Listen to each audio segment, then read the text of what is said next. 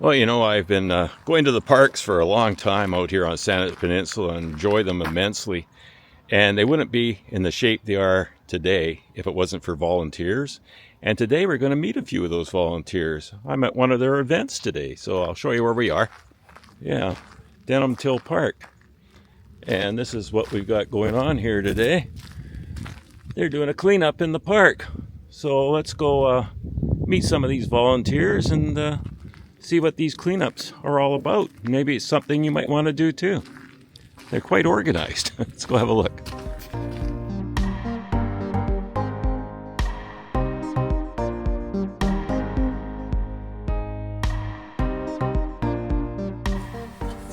Alright, welcome. Thank you for being here today.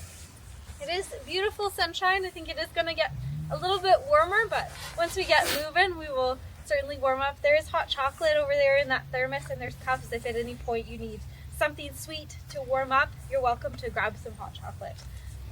My name is Caitlin. I'm the program manager for the Greater Victoria Green Team, and I'll be leading us through this activity on behalf of the Greater Victoria Green Team.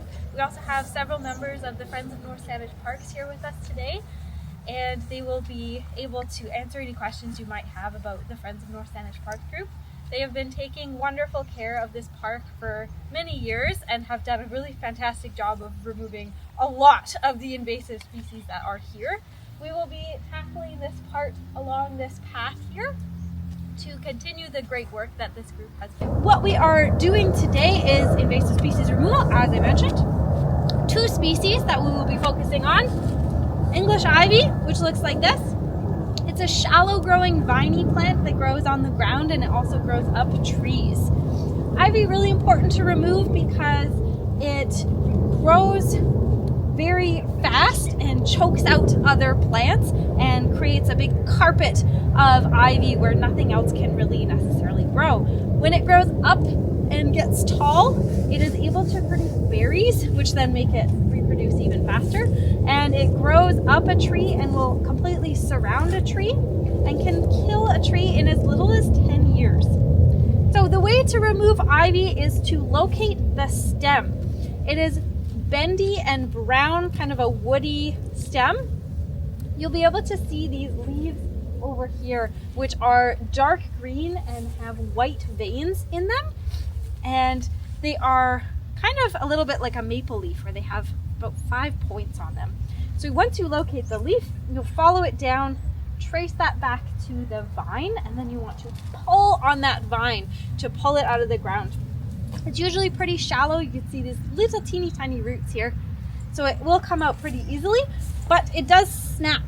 Okay, so it is important to try to pull as much of the vine as possible. So try to get the longest strand you possibly can of that plant will be most effective to remove it.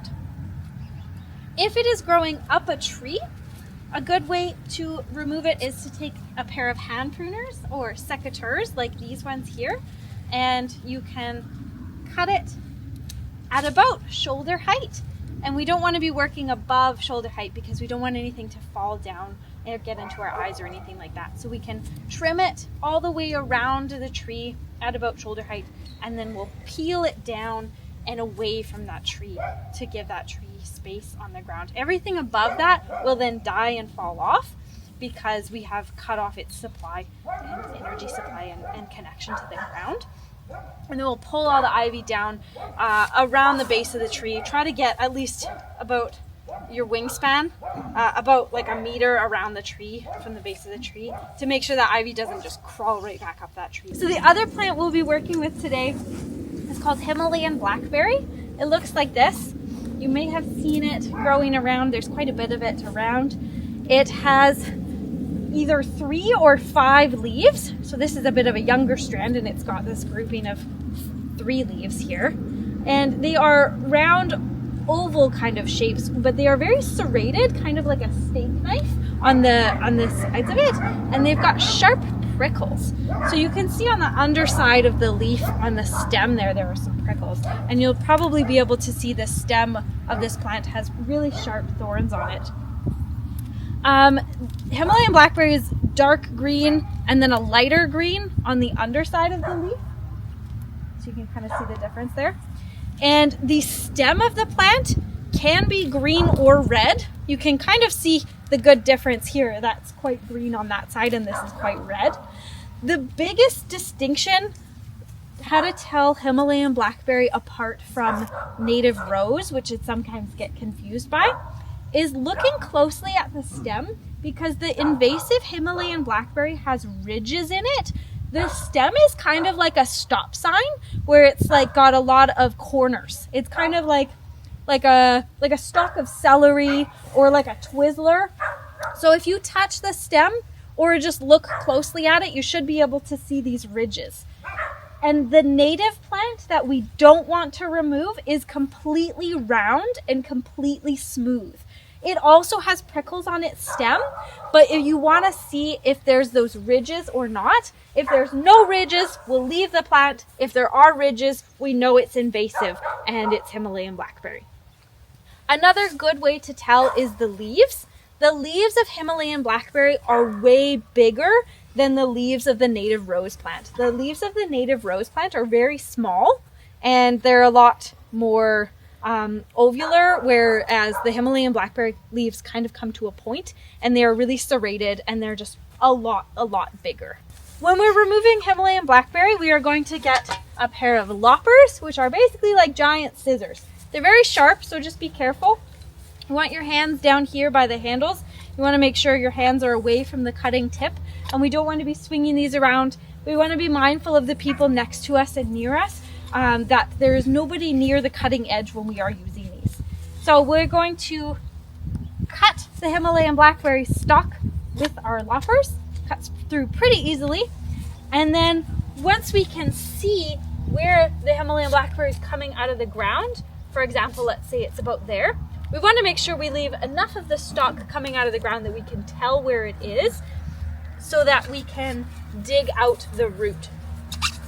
So it's really important that we not just cut it back, but we dig out the root, because Himalayan blackberry has these massive underground energy stores called root crowns. They kind of look like a big potato or a beet, depending on how big they are. Sometimes we found ones that are about the size of a person's head. So depending on how old the plant is, the root crowns can be quite large. So once we can see the stalk where it's digging out of the ground, we'll grab our shovel and we will start to dig. You want your shovel to be a couple inches away from where the stalk is so that you have enough space to dig out that root crown. And then you're going to step on your shovel using both feet, alternating feet, so that you use both sides of your body and you're not just wearing out one side. And then you'll see the root crown. It shouldn't be too deep, and then you'll be able to start seeing where it's coming out. And then you might want to change your angle, move your shovel on either side. And this is a great thing for teamwork as well. If you've loosened it a bit and you can kind of see where it's coming out, and you can see that root ball, and then you see some roots coming off of it, that's a good opportunity to cut the roots away from the root crown underneath the root crown so that you can pull that root crown out. And then show me, because I'll take a great big beautiful picture of you with this ginormous root crown that you just pulled out of the ground. It's very rewarding and satisfying and exciting to get those root crowns out. A couple quick safety tips. I did go over, these tools are pretty sharp. Shovels, we want to make sure when we put them down, they're not going to be an extreme tripping hazard. So we put them down like this. Somebody could step on it. You know, we don't want any cartoons smacking us in the face like Bugs Bunny. So when we put shovels down, we put them down like this. That way if somebody steps on the end of the shovel, it's not going to bring the handle up and hit them in the face. If you use these tools, they are really easy to lose, especially right now with all of the fallen leaves on the ground. These get buried very quickly and they're lost to the forest forever. So if you do use these, please be very careful with them and make a note in your head where you put them down. Putting them at the base of a tree or on a rock or beside your tarp can be helpful so that you can find them easily. Or if you have pockets, you're welcome to put them into your pockets. Just make sure that we get them back at the end of the day, that you don't travel home with these. It's a bit chilly, so if you need to jump around, do some stars with your hands to keep them warm. Like I mentioned, we do have hot chocolate to warm up. We will take a snack break at about halfway through to warm us up and have some goodies and re-energize as well. But if you need breaks beyond that, there is a jug of water there and some cups to rehydrate. If you need some shade or some sun, there are some options for you to hang out and rest if you need to take a breather and relax your body a little bit. Especially if you're doing a lot of bending down and you need to stand up and do a little stretch.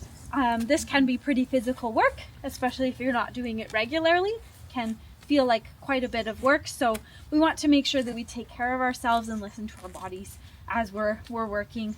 We want to have fun, have a positive environmental impact, and get to know each other and have some fun. So making sure that we're being safe today.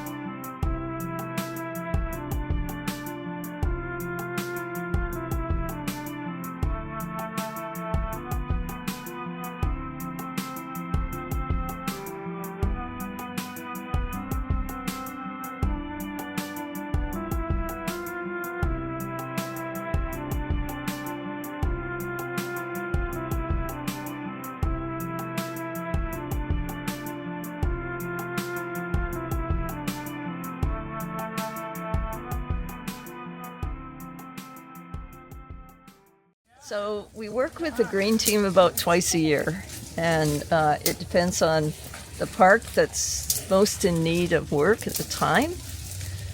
This one we've been working in Denham Till for about 6 years, and we've finally reached the driveway. We have been working up here. You can see the canopy atop. We've been there for about 5 years, just incrementally working across that park, and there's still a lot left to do. I know. I've been up through there a couple times. I've done a couple videos in the park here. Have. Yes, yeah, that's and right. I could see that they've been working on it. That last time I was in here, I could see there were piles of stuff around too. That's so, right. Yeah. Yes. So we have many challenges. Some of it's terrain, and we have parks that are steep slopes, and we have to get volunteers up there. This one's nice and flat and very easy to enter once you get rid of the debris and other things. But we have terrain issues. We have, density of the ivy and other species we have to contend with. Weather issues, of course, it's very unpleasant sometimes when we work here. So you have a lot of rain, and we've even been out here in sort of sleet. So it's really, these volunteers are the people that make the Friends of North Saanich Parks. We could not do anything without them. Yeah, I know. It's just So it's fantastic. amazing. Don't want to get in the way here. Yeah. Okay. They're getting a brace. They're really going at it now.